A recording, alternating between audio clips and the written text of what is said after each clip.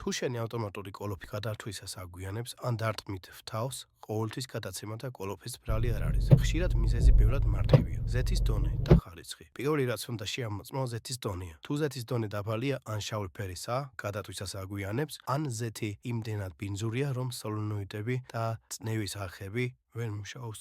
კარგი ზეთი უნდა იყოს გამჭვირვალე. დაბალი დონე უდრის აგვიანებულ გადართვას და დარტყმებს. ადაპტაცია. კოლოფის სწავლება. როცა ზეთს ცვლი ან კოლოფს რემონტს უკეთებ, აუცილებლად უნდა გაუკეთდეს ადაპტაცია ლაუნჩით ან სხვა დიაგნოსტიკური სისტემით. თუ არ გააკეთებთ, კოლოფი ძველ მონაცემებზე მუშაობას გააგზავნებთ და ისევ არასწორად იმუშავებს. სელენოიდები და ზეწოლა ბლოკში. სელენოიდები ის არქოლებია, რომლებიც ზეთის ზეწოლას აკონტროლებენ. თუ ერთი იჭედება, გადათვისას ან ურწყავს, ან აგვიანებს. ეს უკვე შიგნით კოლოფში შესამოწმებელია, მაგრამ ზუსტად ამ ნიშნებს იძლევა. ხშირად პრობლემა საერთოდ კოლოფში არა, არამედ ძრავის სენსორებში. თუ მაფი არასწორად მუშაობს, ძრავი არასწორად დატვირთვას აჩვენებს და კოლოფი ვერ ხვდება, როდის უნდა გადართოს. ასე რომ, სანამ კოლოფს თაშლიან ან შეცვლიან, შეამოწმენ ზეთის დონე, ხარისხი და სენსორები. ხშირად პრობლემა გარედან მოდის და არა შიგნიდან. ამოიწერეთ გვერდი და დაალაიქეთ ვიდეო. მეტი საინტერესო ვიდეოებისთვის.